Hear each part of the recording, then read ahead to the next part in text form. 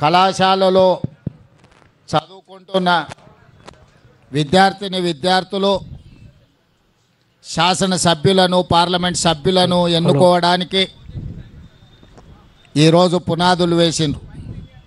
అదేవిధంగా స్థానిక సంస్థల్లో చట్టసభలలో మహిళలకు సముచితమైన ప్రాతినిధ్యం ఉన్నప్పుడే సమస్యలు చర్చించబడతాయని చెప్పి ఆనాడు మొట్టమొదట స్థానిక సంస్థల్లో మహిళా రిజర్వేషన్లకు పునాదులు వేసింది రాజీవ్ గాంధీ గారు.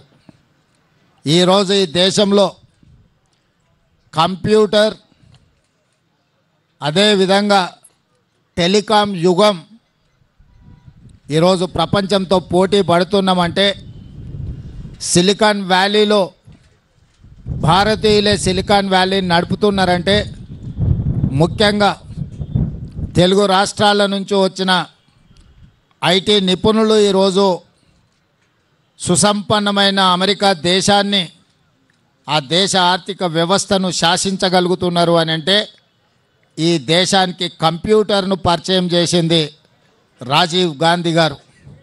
అదేవిధంగా టెలికాం రంగంలో విప్లవాత్మకమైన మార్పులు తీసుకొచ్చి ఈరోజు